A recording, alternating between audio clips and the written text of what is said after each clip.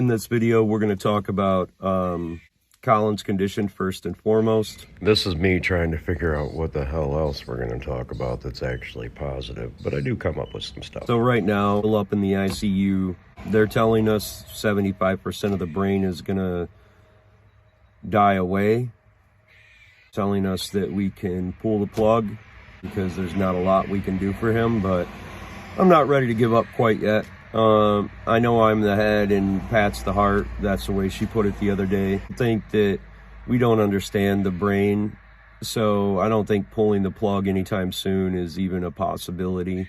Right now he's getting some infections and stuff, which they must have knew because they started treating possible infections from buildup inside the lungs, especially being on the ventilator and not having that ability to, for lack of a better term, hawk up a loogie or whatever, unresponsive.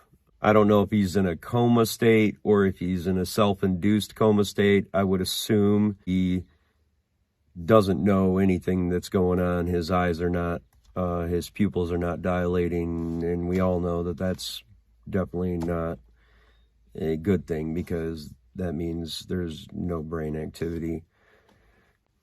I guess in this video, instead of being super negative, do that with these videos. I want to make sure that I'm not the only one getting something. I appreciate all of you folks and your prayers and your stories. God, man, some of these stories of people coming back from this stuff is just simply amazing. So keep that stuff coming. I do read them. I need you to know that before all of this happened,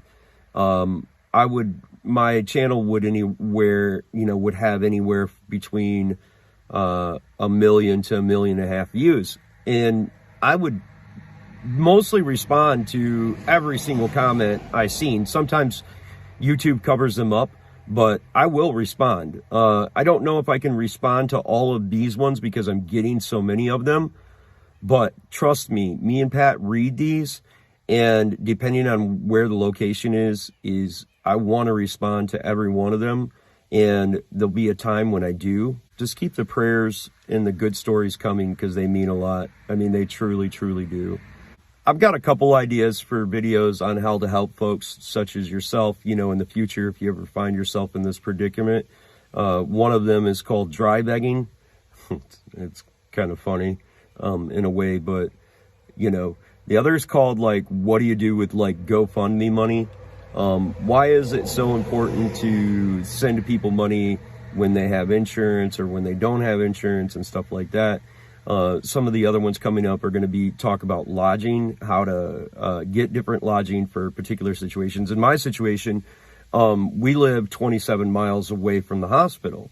There is a dedicated hotel type thing that's a part of the hospital. But regretfully, because we live within 30 miles of the hospital, even though it's an 1.5-hour trip, they don't see us as, that as a possibility. It really sucks. So we were staying in the quiet room, and they kicked us out of there yesterday. And that was 11 days we'd been in there. I'd been sleeping on the floor. It didn't really bother me because I thought to myself, well, what kind of condition is my kid in? This is nothing. Pat had been sleeping in a chair, which, God, looked way worse than sleeping on the floor, if you ask me. I came up with a couple solutions. First solution was there's always places to sleep on the floor. Now, there's Ronald McDonald houses and stuff like that. In Grand Rapids, the Ronald McDonald house is under renovation. I don't know that we would stay there because if it's not on site, Pat doesn't want to be there. She does not want to leave. It's not really a possibility to leave. And I thought, man, what could I do? How could I stay here, but not infringe on the other families that are in need as well, in the ICU unit that need quiet space to talk and stuff like that. But thinking about it, well, if you have an SUV, you can set up a bed in the back of that. No, it's not comfortable, but how uncomfortable is the person up in the hospital room?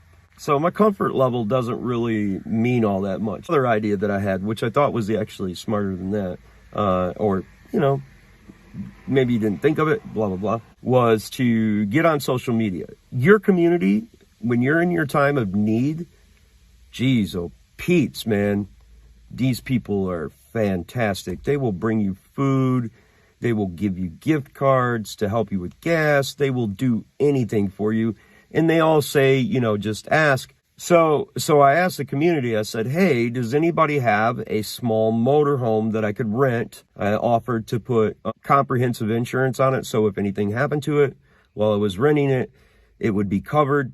I didn't plan on driving it. I don't need to drive it. We have 2 cars that me and my wife both have a car, so we could maybe park that in the parking garage or park that within a 2 to 3 minute walk to, or even less, run to the hospital in the hospital parking lot. So reach out to your community. If you need something, ask for something. I don't recommend like over asking. Choose your battles, much like in life. There's some things that aren't worth fighting over. So I don't recommend being like totally like, oh, you send me GoFundMe money and all that stuff. The GoFundMe money is great because you don't know. Like, we used part of the GoFundMe money to get his aunt from Arizona up here, which was a huge support for Pat. So, think about that money as your money / more for the needs to make the comfort of life for your loved one the purpose for it. And it's not to go put 22-inch wheels on your Suburban and crap like that. You don't need that stuff. Your kid don't need that stuff, blah, blah, blah. I had considered using the GoFundMe money for a private investigator. I don't know that I'm actually going to do that. Speaking with my attorney and stuff, maybe that's not the most just cause. But eventually I will do something with that money, either, that helps other people or helps us in our situation. God forbid we had to pay for a funeral. We would not be able to do that. Hopefully them tips on, some kind of lodging helps you out a little bit. Appreciate you guys. I really do. You have helped me through this. I have no idea how I'm doing this. No idea how I'm blogging about this. I just do it when I feel like it. I'm going to try to, if anything severely happens, I'm going to let people know. Relatively short period of time. And severity is not out of the question yet. We don't know what this is going to lead to. But I do know that it's going to lead to helping folks like you. When I tell you the story about insurance, and it will change your life. And that's probably coming up within a couple days. Just depends on what happens criminally and stuff like that. God bless you, folks. Love you very much. Thank you, thank you, thank you so much, my virtual best friends.